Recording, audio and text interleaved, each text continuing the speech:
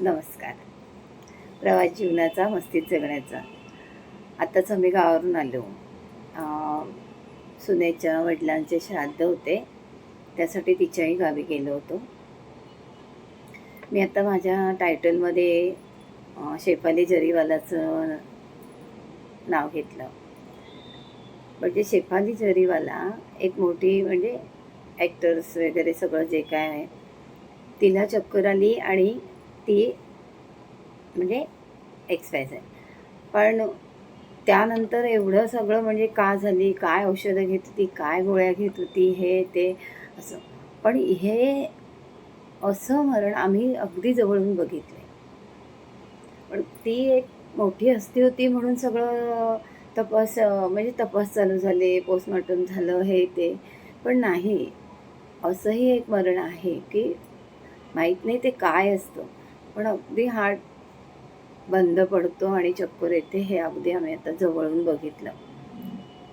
त्यामुळे म्हणजे हे आम्हाला पटतंय की हे असं होतं म्हणून. आता ते कसं होतं, काय होतं, ते येणं आणि आपलं इथून जाणं याचा टायमिंग कोणी आपल्याला सांगू शकत नाही, अगदी कोणीच नाही असं आहे. तर तसंच आम्ही माझ्या सुनेच्या वडिलांच्या श्राद्धाला गेलो होतो. त्यांचंही सेम असंच झालं. म्हणजे हातातच सँडविच त्यांची मुलगी जवळ राहते एक दुसरी. तिने कामावरून येताना सँडविच घेऊन आली, म्हणाली पप्पांनाही देऊन येते. ती तिची छोटी मुलगी आहे, दोघीजणी आल्या. तो सँडविच त्यांच्या हातात आहे, पण हातात घेतलं तर त्यांना म्हणजे ती सवय आहे की त्यांच्या बायकोला ते बोलवत होते की ये आपण खाऊया, ये तूही खा. तर त्यांनी नुकताच देवाजवळ दिवा लावलेला, संध्याकाळची वेळ होती, दिवा लावलेला. आणि त्या म्हणाले मी आताच दिवा लावला आहे, थोड्या वेळाने खाते, तुम्ही घ्या खाऊन. आणि त्या किचनमध्येच आहेत, किचनमधूनच त्या बोलत आहेत म्हणजे की घ्या तुम्ही दिवा लावून, मी खातो. तेवढाच त्यांचा संवाद की मी येते, तुम्ही घ्या खाऊन, मी दिवा लावला आहे. किती एवढाच संवाद. सँडविच हातातच आहे आणि त्या किचनमध्येच आहेत आणि ते उठलेच नाहीत. म्हणजे जे पडले तेच पडले. म्हणजे असं पण मरण असतं हे आम्हाला चांगलंच कळून. म्हणजे किती उठा केलं, काहीच नाही अजिबात. त्या मुलीला विचारणं, आत्ता उठलीस, हे झालं का, ते केलंस का. एकदा तर यांच्या बड्डेला म्हणजे तिला उशीर झाला ऑफिसमधून यायला आणि मला ते पटकन स्टेटस वगैरे ठेवायची सवय आहे की बड्डे झाला चला ठेवा, हे झालं ठेवा स्टेटसला, असं माझं असायचं. त्यामुळे माझा फोटो काय गेला नाही. ते म्हणे काय गो तू सासऱ्यांचा बड्डे झाला की नाही तुझ्या, अजून सासूबाईंचे तुझ्या स्टेटसला फोटो नाहीत.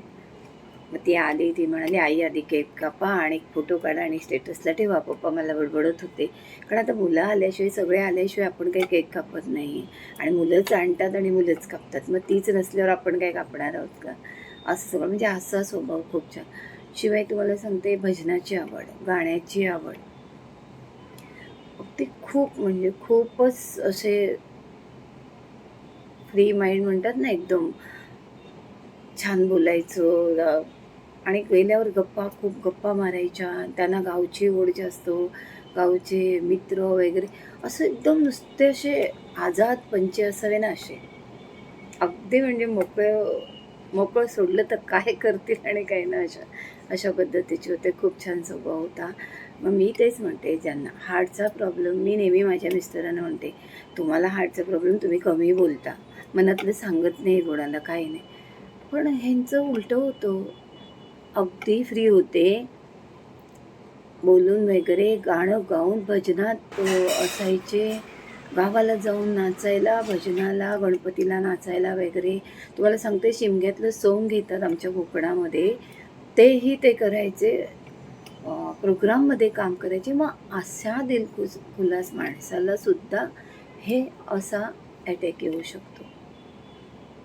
म्हणून हे काही आम्ही, माझे वडील अचानक केले, असे काही हे जवळून जाणं बघितलंय ना, तिथून असं वाटतं की जगून घ्या.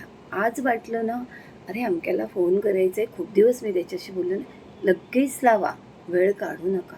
अरे अमक्याकडे जायचं आहे, हां आता जायचं आहे म्हटल्यावरती अंतरावरती अवलंबून असतं. आपल्याला किती लांब जायचं आहे, किती कसं जायचं आहे त्याच्यावर अवलंबून असतं.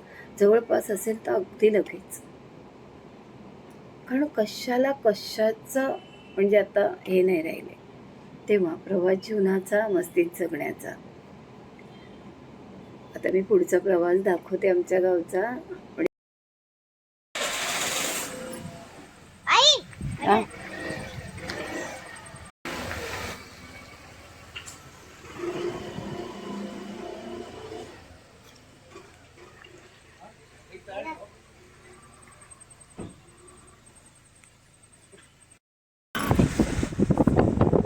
आता निघालो जायला.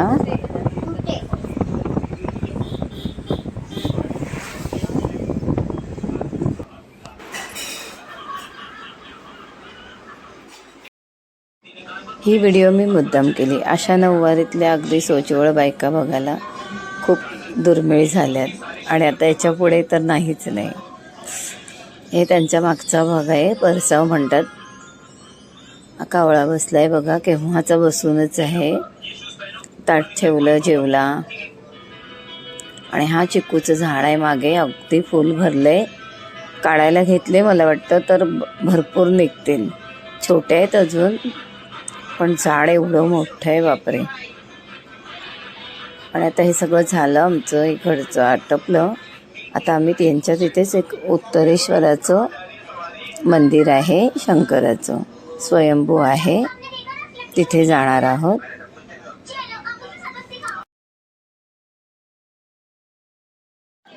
हे स्वयंभू उत्तरेश्वराचं मंदिर.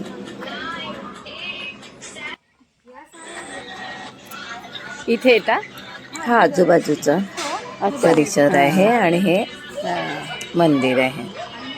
खूप शांत वाटतं. पाऊस खूप होता. यांच्याकडे पौर्णिमेला, त्रिपुरी पौर्णिमेला मोठा उत्सव होतो. मंदिराचा गाभारा आहे ना आतमध्ये, तिथे बायका जात नाही, बाकी बाहेरून वगैरे पाया पडतात. आणि त्रिपुरी पौर्णिमेला सगळे पुरुष सोहळ्यामध्ये फक्त धोतर लावून इथे आतमध्ये पूजा करतात. खूप मोठी पूजा असते, खूप गर्दी असते, खूप मोठं सोहळा असतो त्रिपुरी पौर्णिमेला.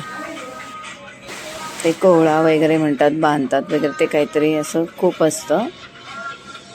एकदा आपण येऊ इथे. हे आहे स्वयंभू उत्तरेश्वर.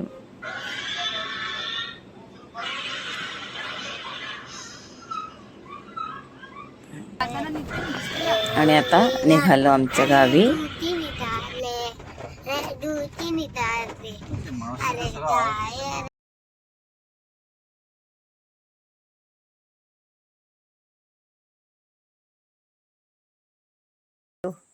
आता ना आळूची पानं आणायला चालली आहे.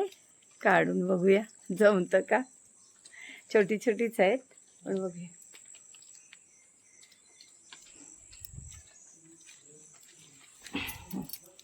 आता हे उतरायचं आहे. हो इथून असं हे दिसत आहेत ना छोटी छोटी, दिरांच्या इथली आहेत. आता कापून नेते.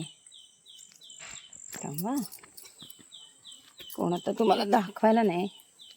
हे बघा, हे पान आहे.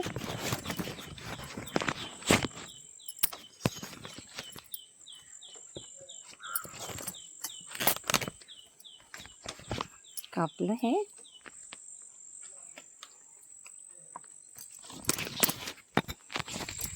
तर कापून घेते. थोडीशीच मिळाली आणि छोटी छोटी पण होते. चला आता आमचा परतीचा प्रवास चालू झाला.